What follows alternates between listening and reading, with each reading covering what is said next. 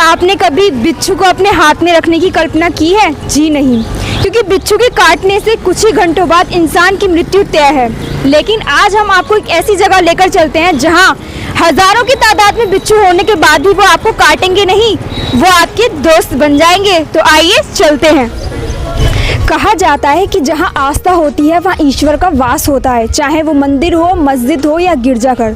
तो आ चुके हैं हम उत्तर प्रदेश की जनपद अमरोहा की एक ऐसी मज़ार पर जहां मज़ार की छतों, दीवारों, बगीचों के कोनों में ज़रा सी मिट्टी हटाने पर हज़ारों की तादाद में बिच्छू निकलते हैं। लेकिन वो बिच्छू काटते नहीं, वो आपके दोस्त बन जाते हैं। तो आइए लेकर चलते हैं मज़ार के अंदर और बताते हैं उसकी क्या मान्यता है और इतिहास के बारे में जानकारी देते हैं।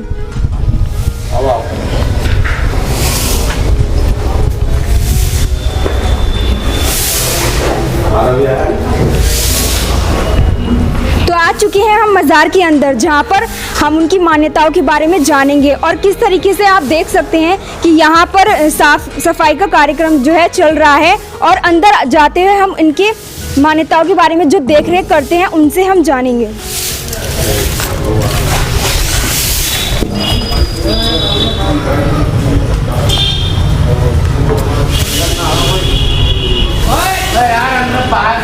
आइए लेकर चलते हैं जहाँ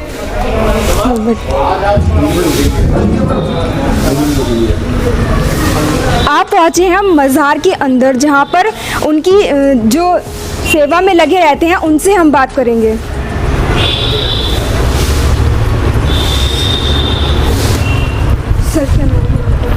मेरा नाम मरगूब आलम सिद्दीकी है और मैं सचिव प्रबंध समिति दरगाह।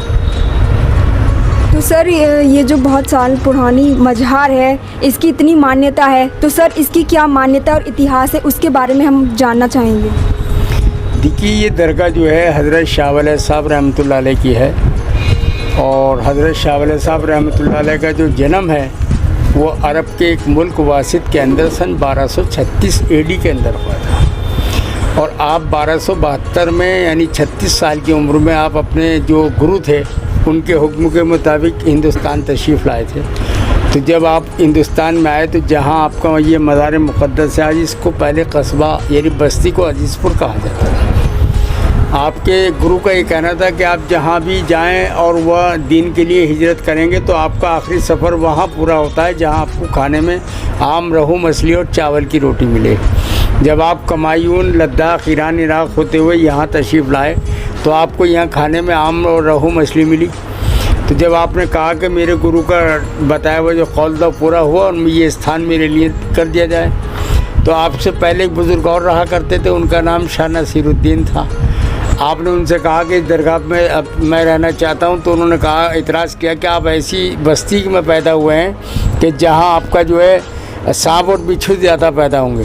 तो आपने कहा मेरी दरगाह पे किसी श्रद्धालु को काटेंगे नहीं। आपने उनसे कहा कि आप जिस दरगाह पे रहेंगे आपका खोए हुए घोड़े और गधे मिलेंगे। तो आपने कहा कि मेरी बाउंड्री के अंदर लीत पेशाब नहीं करेंगे। तो वर्ल्ड में किसी भी दरगाह में जाइए, हर बुज़ुर्ग की एक करामत जो है वो देखने के लिए मिलती है। तो उसमें यहाँ आने के बाद आप बिच्छू हाथ में रख के देखें, हज़रत क्या काटता नहीं है। और किसी भी दरगाह पर जाएँ, हर बुज़ुर्ग की करामत जो है वो सुनने को मिलती है। तो ये दोनों करामतें आज भी अमरोहा में ज़िंदा हैं, मौजूद हैं। हज़रत का जो मृत्यु डेट है वो आपकी वो सन 1343 है, यानी 777 साल आपके करीबी दरगाह को होगा ये इतिहास दरगाह का रहा है। और यह हिंदू मुसलमान सभी धर्मों के ज़ाहिरीन आते हैं और अपनी अक़ीदतन चादर वगैरह चलाते हैं, सबकी मुरादें मन्नतें पूरी होती हैं। और सर इसकी मान्यता क्या क्या है? लोग बहुत मान्यता लेकर मतलब यहाँ पर आते हैं, तो कुछ बताइए इस बारे में। देखिए, मान्यता ये है कि अवामुन्नास यानी जनता को किसी को भी कोई जादू टोना, जिन भूत असेब दिया, कोई करत वगैरह हो जाती है, वो दिक्कत परेशान होते हैं तो यहाँ आते हैं, सरकार के यहाँ चिराग जलाकर बैठते हैं, उससे उनकी जो परेशानियाँ वो दूर हो जाती हैं। जो भी रोग उनको होता है वो हट जाता है। किसी अगर मस्से मुहासे, छींप वगैरह, फुंसी, फोड़े, दाने हो जाते हैं तो यहाँ झाड़ू चढ़ाई जाती है। झाड़ू की सीख लगाने से दरगाह की वो ख़त्म हो जाता है रोग। जितना भी चर्म रोग होता है सभी ख़त्म होता है। ये हज़रत की मान्यता रही है, आज भी मौजूद है। जैसा कि आपने देखा कि मौलवी साहब ने बताया कि यहाँ पर जो मान्यता है कि लोग झाड़ू चढ़ाकर यहाँ अपने फुंसी फोड़ो मतलब जो भी चर्म रोग होते हैं वो यहाँ पर सब खत्म हो जाते हैं। और भी बहुत सारी मान्यताएं यहाँ पर हैं जो लोग अपनी मुरादें पूरी करने के लिए यहाँ पर चादर चढ़ाकर अपनी मन्नतों को पूरा करते हैं। और कहा जाता है कि यहाँ बिच्छू जो है वो भारी मात्रा में यहाँ आते हैं। और आपको हम दिखाएंगे कि यहाँ पर एक बॉक्स यहाँ पर रखा हुआ है और उसके अंदर मिट्टी है, और मिट्टी के अंदर आपको हम दिखाएंगे कि ज़रा सी मिट्टी हटाने पर बहुत सारे बिच्छू जो हैं वो हाथ में लेते ही वो काटेंगे नहीं। आप उन्हें हाथ में भी रखकर, जैसे कि आप देख सकते हैं कि ये जो सर है उन्होंने अपने हाथ में यहाँ बिच्छू को दबा रखा है, लेकिन वो काट नहीं रहे हैं और बिच्छू को वो काट नहीं रहे हैं, लेकिन वो काटेंगे नहीं। मैंने भी अपने हाथ में यहाँ रख लिया है उनको और वो काट नहीं रहे हैं। कुछ नहीं काटेंगे।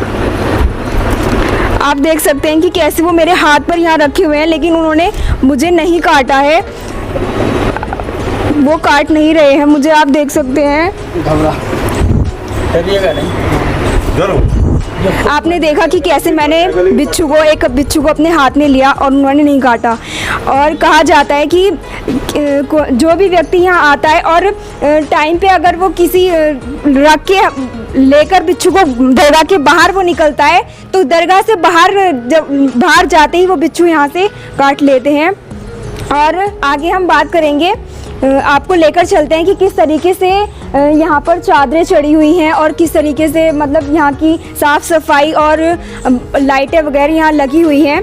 और आगे यहाँ पर जो साफ़ सफाई करने वाले थे उनसे भी हम बात करेंगे। और मज़ार के अंदर जो है बहुत सारे दर्शक और चादर चढ़ाने के लिए लोग आते जाते हैं, उनसे हम यहाँ पर बात करेंगे, जानेंगे मज़ार के बारे में। कहा जाता है कि जो भी यहाँ पर लोग आते हैं कि अगर वो समय अनुसार बिच्छू को यहाँ से ले जाना चाहें निर्धारित समय पर, और निर्धारित समय से के बाद वो बिच्छू अगर उनके पास बाहर रह जाता है तो वो उसको काट लेते हैं, लेकिन निर्धारित समय तक वो बिच्छू को अगर लाकर वापस यहाँ छोड़ते तो वो उनको काटेंगे नहीं।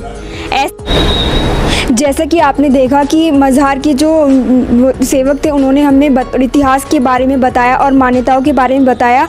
तो यहाँ पर अब श्रद्धालुओं का आना जाना हो रहा है, यहाँ पर बहुत सारे श्रद्धालु मौजूद हैं, उनसे हम बात करेंगे।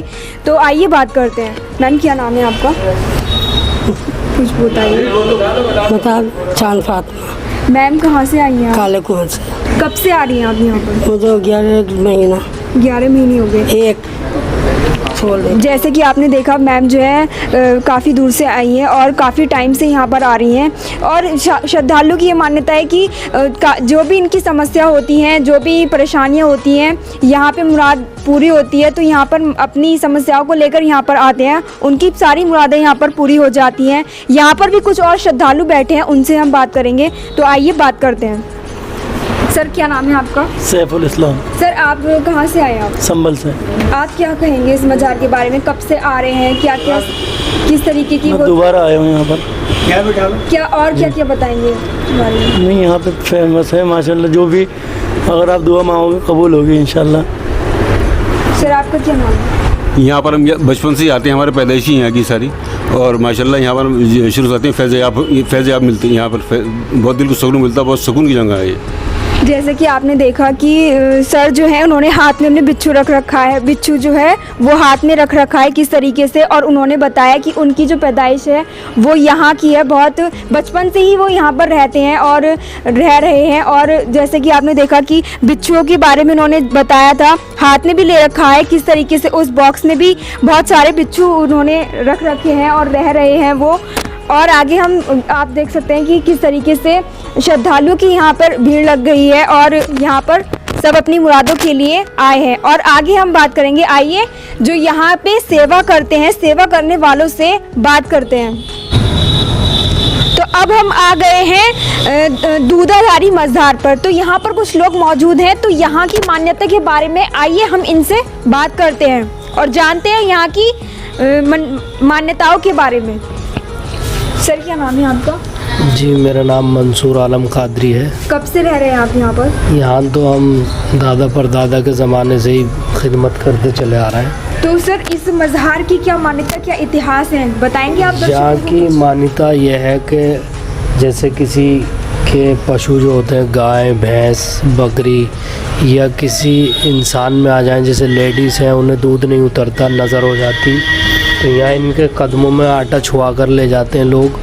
और जो गाय भैंस होती हैं उन्हें तो उसे सानी में मिलाकर दे दिया जाता है या ऐसे ही खिला दिया जाता है। और जो इंसानों की बात करें तो इंसानों के लिए उसके पेड़ की रोटी बनाकर उसे खाते हैं तो दूध उतरने लगता है, तो इसीलिए इनका नाम भी दूधाधारी के नाम से फेमस है। वैसे अगर नाम दूसरा लिया जाए तो अब्दाल मियाँ कहते हैं।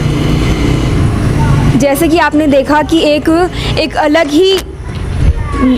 ही इन्होंने बात बताई और अलग ही एक तरीका इन्होंने, मतलब एक अलग ही यहाँ पर जो मान्यता है वो इन्होंने यहाँ पर बताते हुए बताया कि किस तरीके से दूधाधारी नाम इन मज़ार का रखा गया है।